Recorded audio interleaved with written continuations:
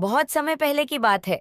एक बंजारा और उसकी पत्नी कमाने के लिए अपने राज्य से दूसरे राज्य में जा रहे थे।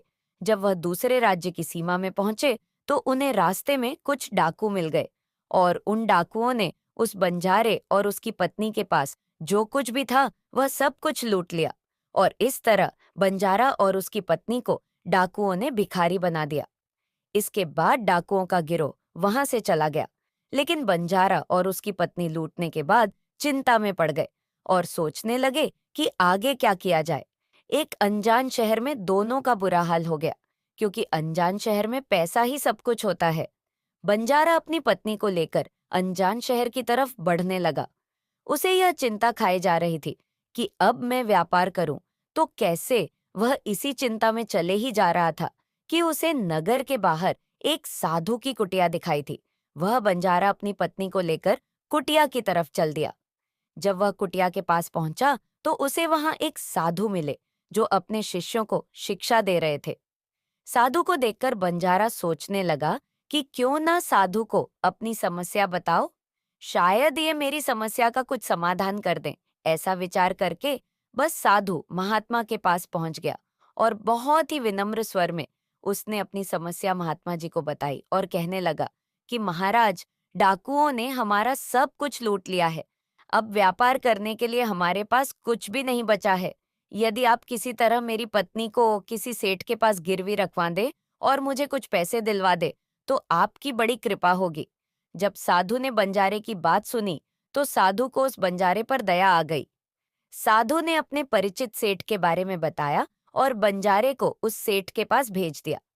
बंजारा अपनी पत्नी को लेकर उस सेठ के पास पहुंच गया और सेठ से हाथ जोड़कर कहने लगा कि सेठ जी, मुझे कुछ पैसों की आवश्यकता है मेरे पास फिर गिरवी रखने के लिए। और तो कुछ नहीं है, बस मेरी पत्नी है आप। मेरी पत्नी को गिरवी रखकर मुझे कुछ पैसे दे दीजिए। मैं उन पैसों से व्यापार करके जल्दी ही आपकी रकम ब्याज सहित वापस कर दूंगा और अपनी पत्नी को आपसे छुड़ा लूंगा। तब तक मेरी पत्नी आपके दिए हुए पैसों में आपके पास गिरवी रहेगी। सेठ ने जब बंजारे की बात सुनी तो वह पैसे देने के लिए तैयार हो गया और सेठ ने पैसों के बदले में बंजारे की पत्नी को अपने पास गिरवी रख लिया। बंजारा सेठ के पास अपनी पत्नी को गिरवी रखकर और सेठ से कर्ज लेकर व्यापार करने के लिए चला गया। बंजारे ने उन रूपों से प्याज का व्यापार शुरू कर दिया। वह सस्ते दामों में किसानों से प्याज को खरीदता और दूसरे जरूरतमंद लोगों को महंगे दामों में बेच देता था। इस प्रकार बंजारे ने उन पैसों से बहुत ही कम समय में बहुत सारा धन अर्जित कर लिया।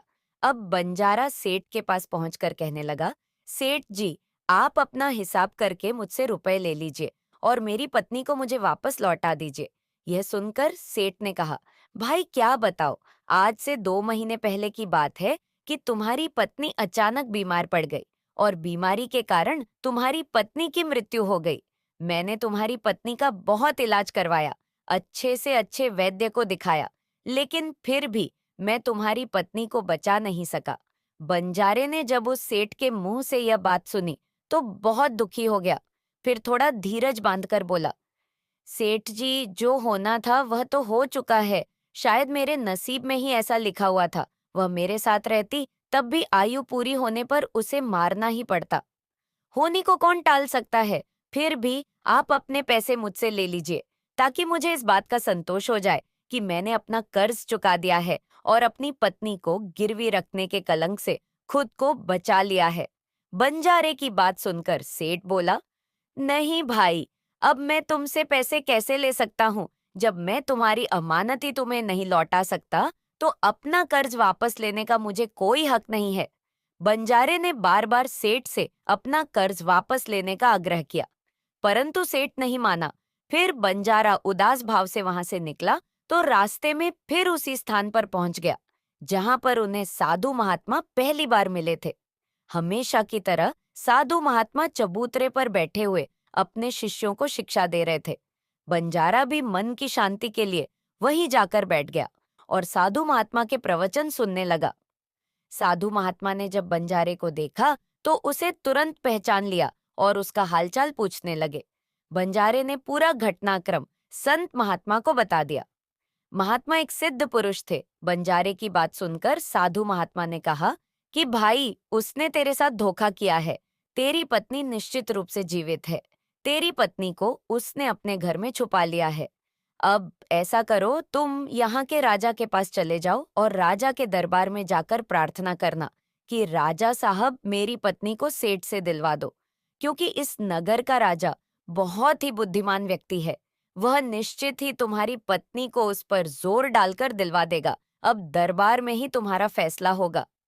साधु महात्मा की बात मानकर बंजारा राजा के दरबार में पहुंच गया और राजा के दरबार में पहुंचकर राजा से गुहार लगाने लगा कि महाराज, मेरी पत्नी को सेठ से मुझे दिलवा दीजिए। राजा ने सेठ को बुलाया और पूछा कि क्या यह बात सच है कि बंजारा कुछ रुपए के बदले में अपनी पत्नी को तुम्हारे पास गिरवी रख कर गया था? सेठ ने स्वीकार करते हुए कहा, हाँ राजन, बंजारे की ये बात बिल्कुल सच है। राजा ने फिर कहा कि तुम इसकी पत्नी को लौटा क्यों नहीं रहे हो? राजा की बात सुनकर सेठ बोला, कैसे लौटाऊं महाराज? मैंने इस बंजारे को बता तो दिया था कि आज से 2 महीने पहले इसकी पत्नी की मृत्यु हो चुकी है। महाराज, अब मैं यमराज के पास जाकर तो इसकी पत्नी को वापस ला नहीं सकता। राजा ने पूछा, कोई गवाह है तुम्हारे पास जो इस बात की पुष्टि कर दे कि इसकी पत्नी की मृत्यु हो गई है? सेठ बोला, हाँ महाराज, इस बात की पुष्टि वह वैद्य अच्छी तरह से कर देगा जिसने इस बंजारे की पत्नी का इलाज किया था, और वह 4 व्यक्ति भी इस बात की गवाही दे देंगे जो इसकी पत्नी को शमशान में जलाकर आए थे। उस सेठ ने यह बात इतने आत्मविश्वास के साथ कही कि राजा को भी उस पर भरोसा हो गया। तब राजा ने बंजारे से कहा कि अगर तुम्हारी पत्नी जीवित होती तो हम तुम्हें अवश्य दिलवा देते। अब तो हमारी भी मजबूरी है। इस प्रकार राजा ने बंजारे को समझा बुझाकर वापस भेज दिया। बंजारा फिर से साधु महात्मा के पास पहुंच गया और जो कुछ भी दरबार में राजा और सेठ ने कहा, वह सारी बातें साधु महात्मा को बता दी।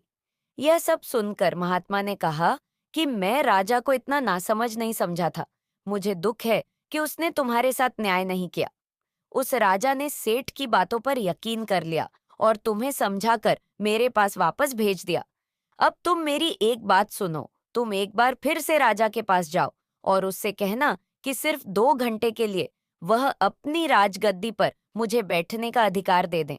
तब मैं राजा को बताऊंगा कि न्याय कैसे किया जाता है और न्याय किसे कहते हैं। वह बंजारा एक बार फिर से राजा के दरबार में पहुंचा और जैसा उस साधु महात्मा ने कहा था, उसने राजा से कह दिया। राजा ने बंजारे की यह बात सुनी तो यह सुनकर राजा ने बंजारे से कहा कि मुझे 2 घंटे के लिए राजगद्दी छोड़ने में कोई ऐतराज नहीं है।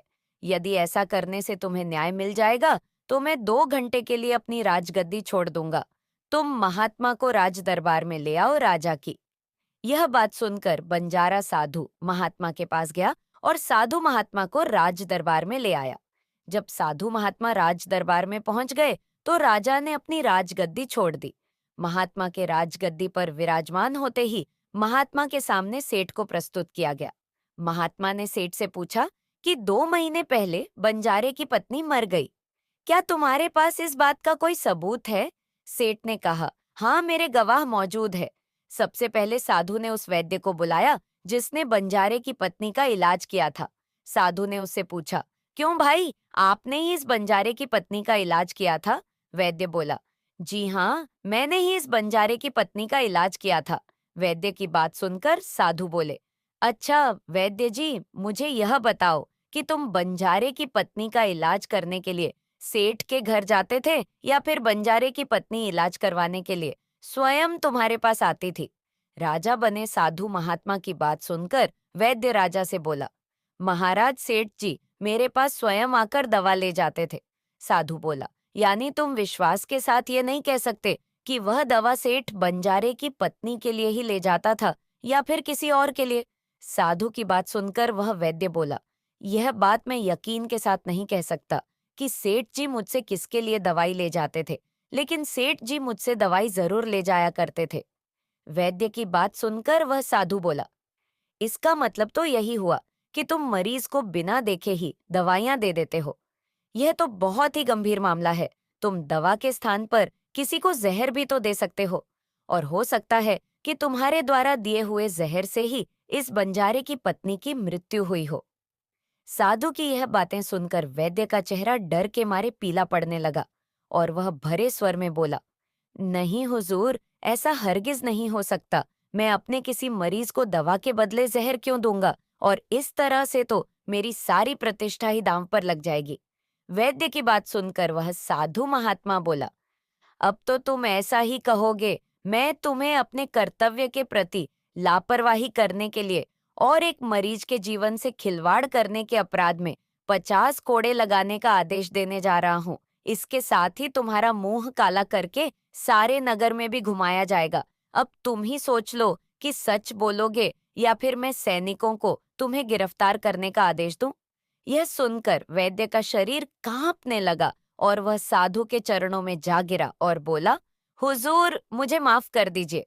मैं स्वीकार करता हूँ कि मैंने सेठ के बताए किसी भी मरीज का कोई इलाज नहीं किया। सेठ ने तो मुझे 1000 रुपए दिए थे और कहा था कि यदि गवाही की आवश्यकता पड़े तो ऐसा कहकर उसके पक्ष में गवाही दे दो। बस मेरा इतना ही अपराध है कि मैं लालच में आकर इस सेठ का प्रस्ताव स्वीकार कर लिया। राजा बने साधु महात्मा ने कहा कि कुछ भी हो, आपने अपराध तो किया ही है, इसलिए मैं तुम्हें झूठी गवाही के इल्जाम में 10 कोड़े लगाने का आदेश देता हूँ। साधु महात्मा के आदेश का राजा के सैनिकों ने तुरंत ही पालन किया और सैनिकों ने तत्काल की वैद्य को पकड़ लिया और भरे दरबार में उसे कोड़े लगाने लगे। पहले कोड़ा लगते ही वह जोर से चिल्ला पड़ा और कहने लगा, महाराज, मुझ पर रहम कीजिए, मैं मर जाऊंगा। हर कोड़े के साथ उसके गले से करुणामय आवाज निकल रही थी। वैद्य के साथ ऐसा होते हुए देखकर सेठ के गवाह के तौर पर बुलाए गए उन चारों व्यक्तियों के कलेजे कांप गए, जिन्होंने बंजारे की पत्नी को शमशान ले जाकर जलाने की बात कही थी। अब बारी उन चारों गवाहों की आई। साधु महात्मा ने उनसे पूछा कि तुम लोगों का कहना है कि तुम चारों ने इस बंजारे की पत्नी का शव ले जाकर श्मशान में उसे जलाकर आए थे। मुझे यह बताओ कि अंतिम संस्कार से पहले जब मृत शरीर को स्नान कराया जाता है, फिर उसे कफन में लपेटकर धरती पर रखा जाता है, उसके दौरान क्या तुमने उस स्त्री का शरीर देखा था? यह सुनकर उस सेठ के चारों गवाह कहने लगे, नहीं हुजूर, उसका अमृत शरीर तो हमने देखा ही नहीं था। जब सेठ जी ने अर्थी तैयार कर ली थी, उसके बाद ही हम उसे शमशान में ले गए और उसे जला आए थे। उन चारों गवाहों की बात सुनकर वह साधु महात्मा बोले कि तुमने यह जानना भी उचित नहीं समझा कि उस अर्थी में कोई अमृत मनुष्य लेटा है या कोई जीवित व्यक्ति। कहीं ऐसा तो नहीं किसी जहरीले पदार्थ से बेहोश कोई व्यक्ति उस अर्थी में लेटा हो और तुम उसे शमशान में ले जाकर जलाकर आ गए हो। यह तो एक बहुत ही गंभीर अपराध है। इसके लिए तुम लोगों को मृत्युदंड की सजा भी दी जा सकती है। वह चारों गवाह वैद्य की पिटाई देखकर पहले से ही भयभीत थे। जब उन्होंने साधु महात्मा के मुख से मृत्युदंड की बात सुनी तो उन सभी के हाथ पांव बिल्कुल ही ठंडा पड़ गए। जैसे ही साधु महात्मा ने सेठ की तरफ देखा तो सेठ का चेहरा घबराकर डर की वजह से काला पड़ गया। साधु ने सेठ से कहा, सेठ जी, तुम्हारे पांचों गवाहों की तो पहले ही हवा निकल गई है। अब तुम बताओ कि किसी की इच्छा के विपरीत किसी की पत्नी को जबरदस्ती घर में रखने के अपराध में तुमको कौन सी सजा पाना पसंद करोगे? साधु महात्मा की बात सुनकर सेठ का चेहरा एकदम से सफेद पड़ गया। उसके मुंह से कोई शब्द बाहर नहीं निकल सके। साधु बने राजा ने कहा कि इससे पहले कि मैं तुम्हें 10 साल की कठोर कारावास की सजा दे दूं, अभी भी समय है कि तुम इस बंजारे की पत्नी को दरबार में हाजिर करो। राजा के डर से सेठ ने तुरंत अपने सेवकों को घर भेजकर बंजारे की पत्नी को दरबार में प्रस्तुत कर दिया। साधु ने बंजारे को उसकी पत्नी सौंपा और सेठ को षड्यंत्र रचने और झूठी गवाही देने के अपराध में 6 महीने के कैद की सजा सुना दी। उन चारों गवाहों को 100-100 कोड़े मारने की सजा दे दी, जिन्होंने बंजारे की पत्नी का शव श्मशान में ले जाने की झूठी गवाही दी थी। यह देखकर राजा चकित रह गया और साधु के सामने हाथ जोड़कर बोला, महात्मा जी, आप धन्य हैं। आपने मुझे सिखा दिया कि न्याय कैसे किया जाता है। दोस्तों, कहानी पसंद आई हो तो लाइक, शेयर अवश्य कीजिए। धन्यवाद।